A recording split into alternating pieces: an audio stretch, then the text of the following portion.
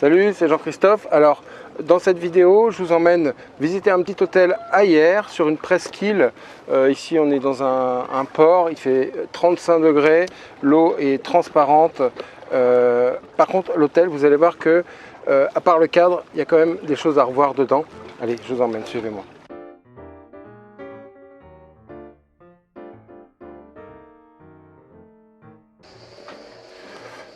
Donc tout de suite, quand on rentre dans la chambre, on se rend compte que le point fort de cette chambre, c'est pas la chambre, c'est la vue.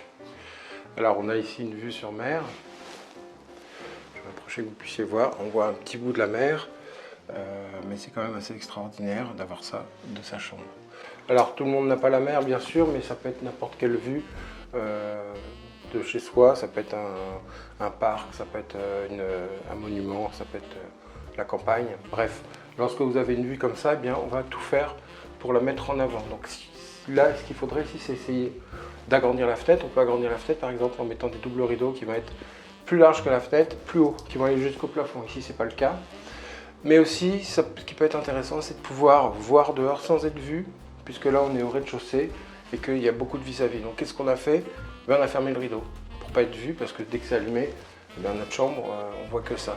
Donc, peut-être prévoir dans ces cas-là quelque chose qui, comme un claustrat, un store vénitien, quelque chose qui permette quand même de voir sans être vu. Il existe aussi des films qu'on peut coller qui font un miroir, qui mangent un peu de lumière, mais essayer de vraiment valoriser cette vue-là. Alors ici, on a une couleur qui est finalement, ça peut rappeler peut-être les façades de certaines maisons italiennes. Le souci, c'est qu'on a une application qui fait pauvre. C'est un crépi, vous savez, le crépi mis au rouleau là, et ça ne fait pas façade. Il aurait fallu, par exemple, un tas de lac ou une chaux naturelle, quelque chose de plus simple finalement, mais qui ne fasse pas ce côté un petit peu... Là, c'est trop régulier la couleur. Ça aurait pu être, par exemple, un plâtre teinté dans la masse, et on aurait un côté plus façade, plus authentique. Alors au niveau des murs, vous avez derrière moi de la pierre de Parement, mais le souci c'est que ça sent l'imitation à plein nez. Pourquoi?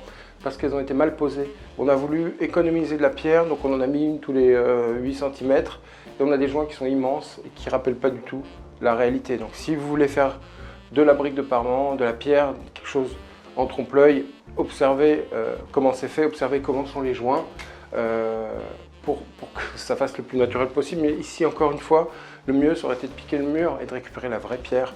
Et on aurait eu un côté authentique 100 fois mieux. Là, à la limite, ce serait du papier par pierre, ça ne changerait pas grand-chose. Ensuite, vous avez au plafond un semblant de cache radiateur. Donc, en fait, c'est une planche de lambris vernie, tout simplement, qui est décollée du plafond alors qu'elle devrait être collée, et surtout qui n'est pas fermée en bas, qui est mal jointe.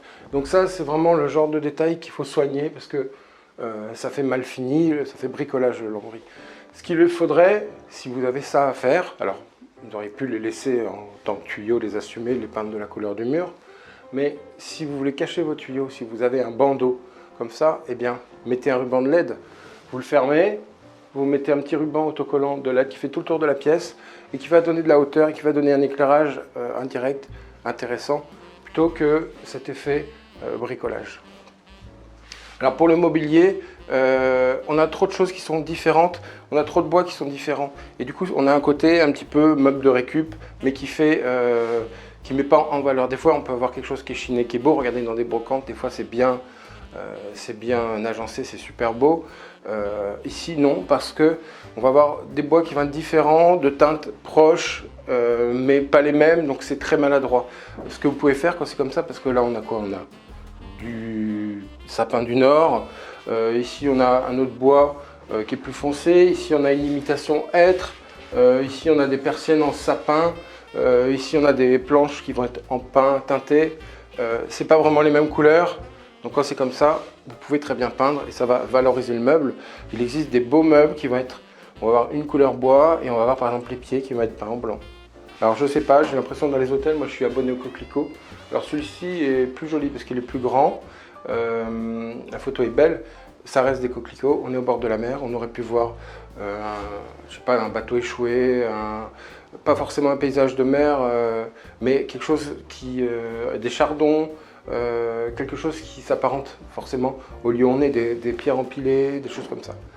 Alors quand on voit la salle d'eau, on comprend qu'on n'a pas loué la chambre pour cette salle de bain, mais plutôt pour la vue sur mer, parce que rien qu'une baignoire sabot, une petite baignoire comme ça, c'est pas ce dont on rêve pour se prélasser. Elle est vraiment pas digne d'un hôtel de luxe, en tout cas d'un hôtel situé là où il est. D'autant plus que vous voyez cette baignoire qui semble ne pas rentrer, c'est pour ça qu'on a mis une petite baignoire finalement. Qu'est-ce qu'on a là? Regardez, on a un dressing ici qui est aussi grand que la salle de bain quasiment.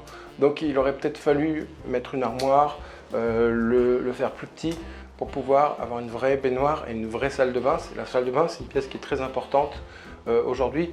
Un dressing dans un hôtel, on va rester un jour, 2 jours, une semaine. Est-ce qu'on va vider sa valise? C'est même pas évident. Il faut quelque chose pour poser la valise. Je pense que là, le choix était mal perçu. J'aurais préféré une grande salle de bain. Alors après, la literie est super. On a des éclairages individuels qui permettent de lire, mais vous l'avez compris, on n'a pas la lumière qu'il faut où il faut.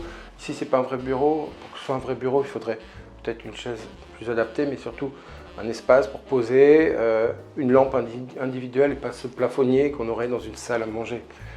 Heureusement, on a un éclairage au-dessus du lit pour pouvoir lire, mais voilà, l'éclairage reste à travailler, notamment celui de la salle de bain. Regardez, je vous montre quelque chose. Voilà. Lorsque le consuel passe pour la conformité EDF, il va faire ça. Il va prendre la pomme de douche et il va regarder s'il peut toucher un point d'eau, un point électrique, et du coup, c'est pas conforme. Donc là, il y a un gros problème de conformité. On ne devrait pas pouvoir toucher les prises et les lampes avec la pomme de douche. Voilà, mais bon, le cadre est super, donc ça excuse pas mal, mais en repensant cette chambre, ça pourrait permettre de monter le loyer de 20, 30, 40% pour avoir une chambre un petit peu atypique, hors norme, coup de cœur, comme j'aime bien les proposer. En attendant, il fait super chaud, moi je vais me baigner. À bientôt.